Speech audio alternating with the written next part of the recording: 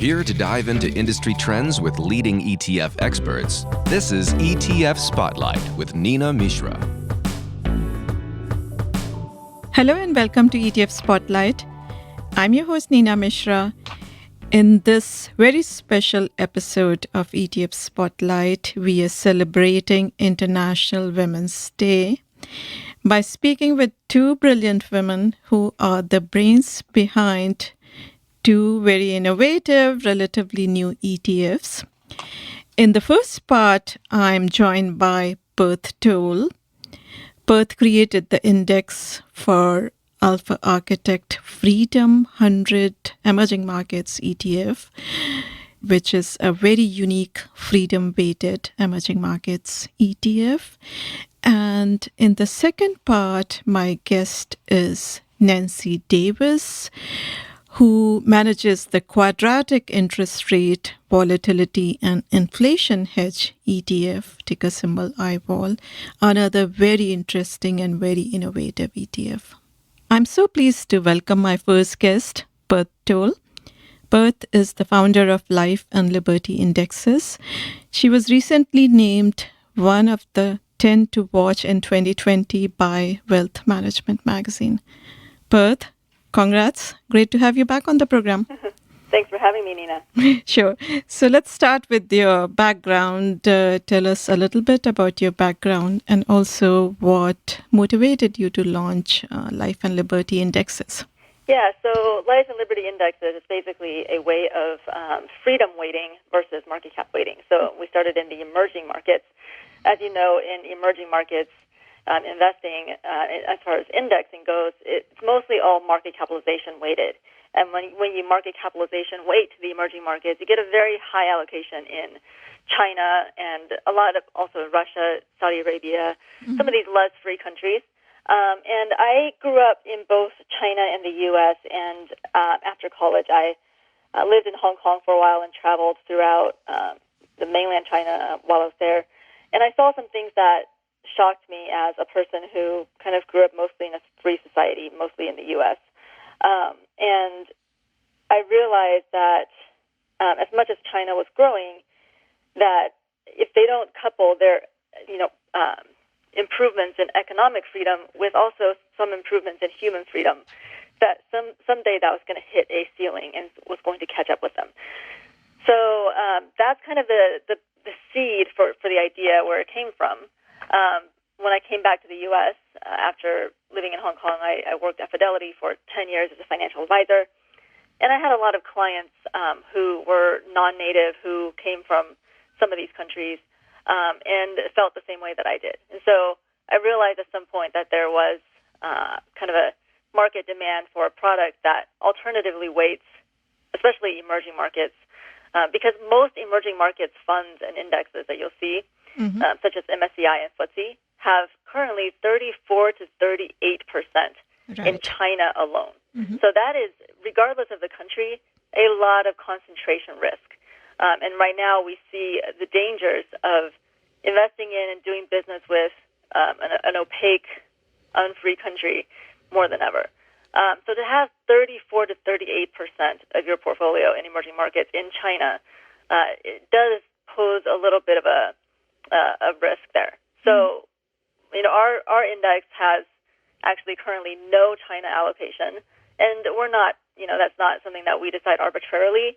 We use the think tanks, the Fraser Institute, the Cato Institute, and the Friedrich Naumann Foundation out in Germany. They have a joint project called the Human Freedom Index and Dataset, and we use their dataset to come up with country weights. So it all depends on their country scores, and we look forward to the day that China becomes more free and joins the index. So how do you define freedom, and what exactly is freedom weighting? Yeah, that's a good question. So we define freedom. So freedom, the way that our think tanks do it is they use 76 variables that measure both human freedoms and economic freedoms. And I categorize them into three parts: the rights to life, the rights to liberty, and the rights to property. The rights to life can be seen as your civil freedoms. The rights to property are your political freedoms. The rights to life are civil freedoms. The rights to liberty are political freedoms, and the rights to property are economic freedoms. So life, things like terrorism, trafficking, torture, internal organized conflict. Some women's freedoms fall under the rights to life category. Rights to liberty are things like freedom of speech, freedom of media, freedom of religion, freedom of assembly, and so forth. And then your economic freedoms are things like taxation, freedom to trade internationally, soundness of monetary policy, business regulations, and so forth, and a rule of law being a big one there, and private property rights. So the higher a country scores on the combination of these variables, which they have 76 that they use, the higher their weight based on our methodology in the index. So you first decide which countries will be included in the index, and those would be 10 countries which have the highest freedom scores. And then how do you decide which companies will be included in the index? Yeah, so because we designed this to be tracked by an ETF, as it currently is, so we first have to look at all the emerging markets universe and look at the tradability of each country. And there are countries that are very free, but are not big enough and tradable enough to be scalable in an ETF, such as Czech Republic, for example. So first we look at the tradability of the country. And then once we have all the tradable universe, then we look at the freedom scores. So the freedom scores are 100% of what determines the country weights and the country inclusions in our index. So, yeah, we have ended up with 10 countries every year since the beginning of the index in 2017. So that's why we call it the Freedom 100, because we have 10 countries and 10 securities per country. So once we have the country weights, then we take the 10 largest, most liquid securities in that country that are not state-owned enterprises, and we include those. So we just bring the economic freedom theme all the way through by excluding the state-owned enterprises. Okay, so countries determined on the basis of freedom, and then companies are basically the most liquid companies that are not state-owned, correct? Yeah, the largest and the most liquid. Yeah. Oh, okay, sure. So I'm looking at the top holdings: Taiwan Semi, Samsung Electronics. These are the top holdings in the ETF as of now. Is there any cap on the individual holdings? Yes. So we do have a cap of 8% at time of rebalance on the holdings. And the reason that is something that we instituted in 2020 at the rebalance. And the reason why that is Taiwan Semiconductor and Samsung are just huge companies in their markets. If you look at Taiwan Semiconductor is in Taiwan, obviously, and then Samsung in South Korea. If you look at any South Korean or Taiwan ETF, these names take up 25% of the index, respectively. So that's just a little bit too much. We didn't design this to be a bet on two companies. We just designed this to be a bet on the freer countries. So that's why we decided, okay, it does make sense to have a cap on these for now. So yeah, there's a cap of 8% per holding at the time of rebalance. Okay, makes sense.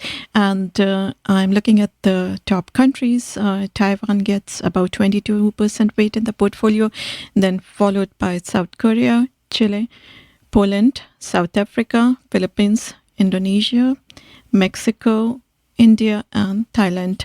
And as you mentioned, if you look at any other broad emerging market ETF, China usually get 35%, and there are ETFs which even assign up to 38% weight to China.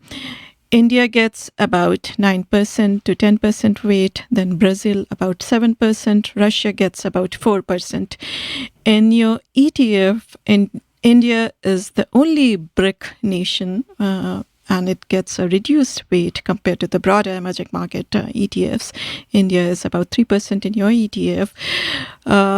And there is no Saudi Arabia either, because of obviously human rights record in that country. But you say that freedom-weighted countries, the countries which have higher levels of freedom, they tend to produce better returns in the longer term. Is that correct? So we've yet to see if they're actually producing better returns in the ETF. What we're seeing right now is that they track very well to the benchmarks that have allocations to China, Saudi Arabia, Russia, all those countries that you mentioned that we don't have. So you're not losing anything by excluding those countries and then freedom weighting. But what we have seen in the long run is that if you look at the course of histories, because we look at very long term, and if you look at the course of history, the freer markets always tend to be more dynamic, and the less free markets tend to be more stagnant. And that's what we've seen, all throughout. So there are tons of examples of this. U.S. being an example of a free market, Venezuela being an example of what happens with an unfree market. And if you want to compare South America to South America, Chile and Venezuela used to be similar, and now look at the difference, right? And freedom has made that difference. Yes. So we do believe that freer countries, and based on our research, we've seen that freer countries do have more sustainable growth. They recover faster from drawdowns, and they use their capital, both human and economic capital, more efficiently. So in the long run, we do absolutely expect better returns. But I wouldn't invest in this as a way of kind of as an alpha play. I would just invest in this as a kind of a different country exposure that is rewarding the freer countries for their freedom and excluding the worst actors as far as human and economic freedoms at the moment, which is in emerging markets, I think, important to do just because of the huge discrepancies between freedom levels in these countries. Yes, I agree with you. And of late, we have seen a lot of interest in ESG ETFs, and it is because investors really want to invest according to their beliefs, and most of us value freedom. So your ETF is a great way of investing in emerging markets according to our beliefs. Do you have any more products in the pipeline based on the freedom weighting? I hope so. There are things that we are working on in the pipeline, yes. When we will bring that out to market, I don't know yet. So we want to focus our efforts on the first baby at a time, one baby at a time. So when this one grows to a kind of a more sizable product, then we will think about launching the next one. Anything else investors want to know about need to know about your ETF or the index? I think, you mentioned ESG. ESG is, the way that we do this is obviously it is kind of an ESG theme, but it's different from most ESG in that it is top-down, country level, countries weightings driving securities weights, not security weights driving country weights. So that's the one main difference. But that's it, and we're happy to have this option for investors who believe in the benefits of freedom to have a way of expressing that in their investments. Excellent. That's all we have time for today, Perth. Thanks so much for joining us. Thanks, Nina.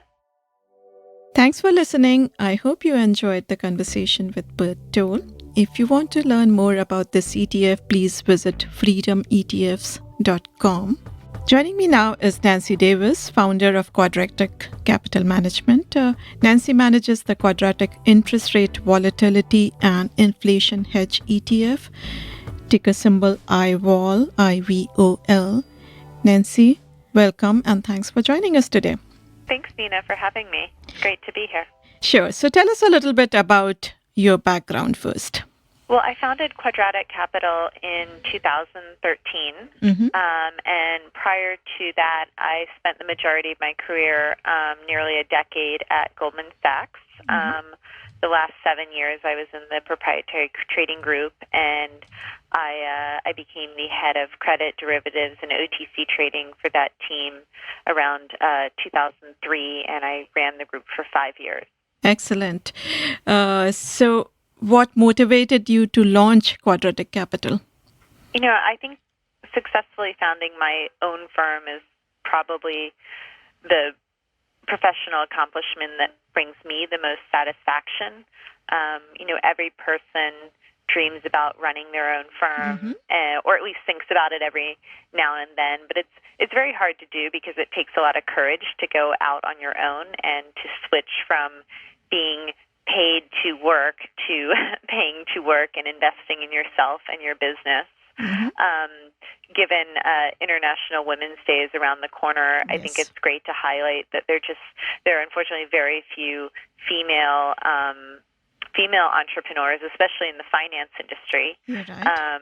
Did you know that sadly less than 1% of AUM in the entire finance industry is allocated to women and diversity-owned firms? And it's a shockingly low number, and I think it's times are changing, and we're really excited about it. But it's been we've been around about 7 years now, so I definitely think it takes a lot of courage to go out on your own, and then resilience to keep going. Excellent. And you have won a number of awards, so you're really good at what you're doing. You were recognized by Institutional Investor as a rising star in 2014. Then you were recognized by the Hedge Fund Journal as Tomorrow's Titans. And you were also recognized as a rising star hedge fund manager by Markets Media. So congratulations on all those awards. Oh, thank you, Nina. That's very kind of you. Okay, so tell us a little bit about the ETF that you manage, IVOL. Yeah, so we created IVOL and listed it in May 2019. And I think after founding Quadratic, IVOL has been incredibly satisfying because most ETFs that are in IVOL is a fixed income ETF that's actively managed, and no one has ever really launched an ETF like IVOL. It's truly a first-of-its-kind product. Yes, it is very unique. I really am very proud of it because I see it as a way of democratizing the finance industry and allowing investors to access a part of the market that they could never really access before IVOL. It's a huge, most of the portfolio is treasuries. We use inflation-protected treasuries, but then we also access the OTC rates market, and that market is actually the largest market in the world. It's approximately 5 times bigger than the equity market, the stock market, but most ETF investors limit their portfolio to stocks and bonds. So if I look at the strategy, this is designed to benefit from relative interest rate movements, particularly Fed rate cuts or rising long-term interest rates. So in the current interest rate scenario, when interest rates are at ultra low level, and just yesterday the Federal Reserve announced an emergency rate cut, and that too very aggressive, 50 basis points. And inflation has been running below Fed's target for quite some time consistently. And particularly this year, inflation has been very low because, energy prices have plunged. So tell us about the relevance of this ETF in the current interest rate and inflation environment. Yeah, no, it's a great question. Obviously, inflation is in the name of the ETF, but the great thing about using asymmetric options, which is what we have inside the strategy in addition to the treasury portfolio, it's the or that really matters. Okay. So the option positions, they're long interest rate options. So it's, I believe, the first exchange-traded product to access the fixed income volatility markets, and that's how we provide the interest rate volatility and inflation hedge. So we are long duration.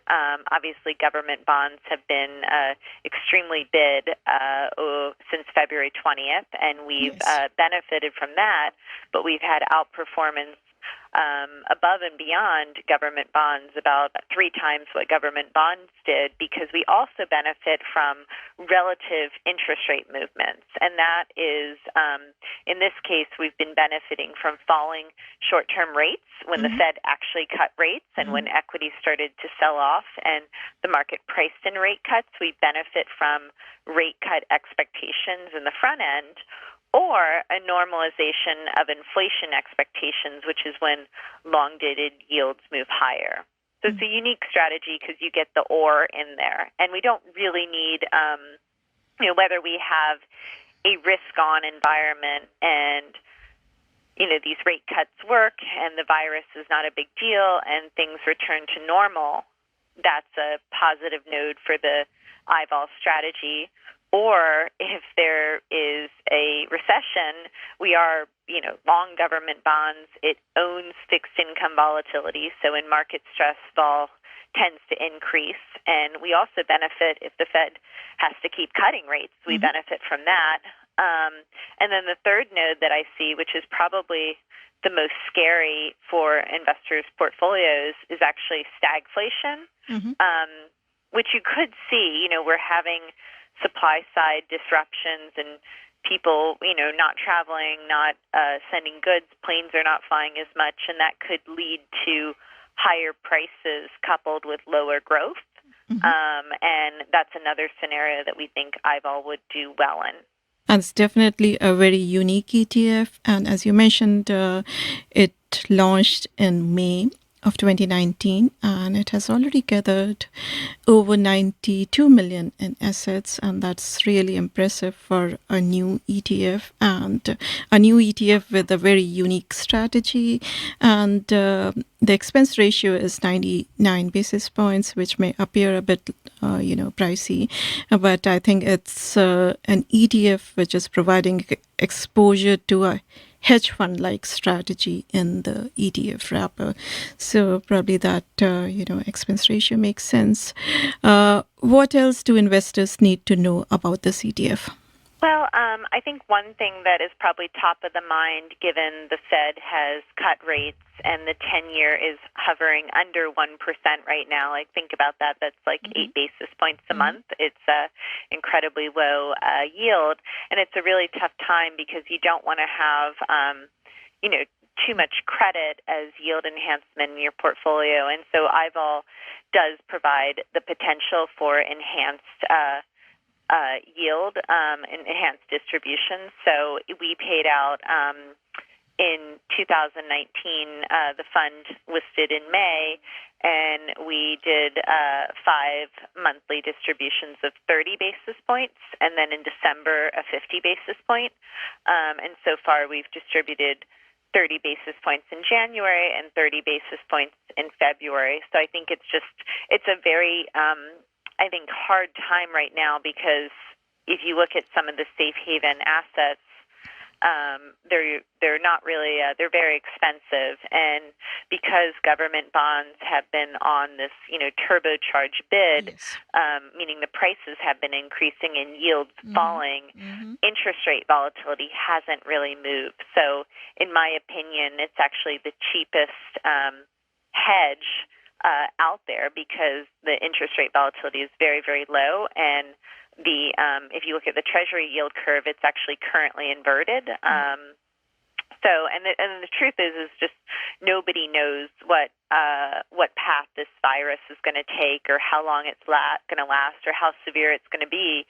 It's just simply unknown right now, and that uncertainty will probably continue to feed higher volatility. And investors really need to have diversification in their portfolio to protect against fixed income volatility, with either a snap back if things become better, or a continuation of lower yields for longer. And IVOL, accomplishes those goals, and it's a very unique strategy. And I think the biggest challenge with ETFs is that most ETF investors are used to looking at stocks or bonds, and this is a whole different asset class. It's actually 2 different asset classes, because it's rates, and it's also the only ETF that owns fixed income volatility. Okay, excellent. So what is your outlook on interest rates and inflation going forward? I know there's a lot of uncertainties because we do not know the impact of coronavirus on global economic growth. And as we mentioned earlier, the Fed just announced an emergency rate cut of 50 basis points. Do you expect more rate cuts? And the 10-year is now below 1%. Do you think it can go down further, maybe in the negative territory? Because the U.S. interest rates are still quite high compared to, interest rates in other developed countries, Europe and Japan. Yeah, I mean, I know a lot of market experts and economists like to, express their views about whether we're in a deflationary or a, demographics or inflationary environment, and they're wildly different opinions. But the reality is that nobody knows. Like the best example I would use is going into 2019, the market universally thought the Fed was going to be hiking rates three times in 2019. Yes. And what did they actually do? They cut rates three times. And so I think the reality is it's really difficult to make a call about what monetary policy is going to go and what's going to happen. It's even more difficult to predict fiscal policy, especially in an election year. And there are so many unknowns about that. That's why I love the IVOL strategy so much, because we can profit from either long-term rates increasing or benefit from market stress or benefit from cuts in interest rates. Because remember, we are long government bonds. We don't hedge our rate duration, and the options also profit from cuts in the front end when the market, during equity stress, when the rates market says, the Fed's going to be cutting lower and lower. Obviously, what happened yesterday where the Fed actually cut is a great thing too, but we can also benefit from the expectations that they might cut. And that or where we profit from higher yields with the options or lower yields in the front end is what makes it so attractive. So you don't really have to take a bet on what way, whether interest rates were negative 10% or positive 10%. Obviously, our bonds like lower yields. So real yields lower is better for the tips inside of the IVOL strategy. But the options are agnostic to the absolute level of interest rates. We just want them to move, whether that's lower front-end yields from cuts or higher long-dated yields from inflation or stagflation or fiscal spending. Okay, makes sense. Nancy, that's all we have time for today. Thanks again for joining us. Thank you so much for having me. It's really an honor. So that was Nancy Davis of Quadratic Capital. If you want to learn more about the ETF, please visit IVOLETF.com. I hope you enjoyed this special episode of ETF Spotlight. Thanks again for listening. Make sure to be on the lookout for the next edition of ETF Spotlight, and also make sure to subscribe. If you have any comments or questions, please email podcast@zacks.com. This material is being provided for informational purposes only, and nothing herein constitutes investment, legal, accounting, or tax advice, or a recommendation to buy, sell, or hold a security. Do not act or rely upon the information and advice given in this podcast without seeking the services of competent and professional legal, tax, or accounting counsel. Publication and distribution of this podcast is not intended to create, and the information contained herein does not constitute an attorney-client relationship. No recommendation or advice is being given as to whether any investment or strategy is suitable for a particular investor. It should not be assumed that any investments in securities, companies, sectors, or markets identified and described were or will be profitable. All information is current as of the date herein and is subject to change without notice. Any views or opinions expressed may not reflect those of Zacks Investment Research as a whole.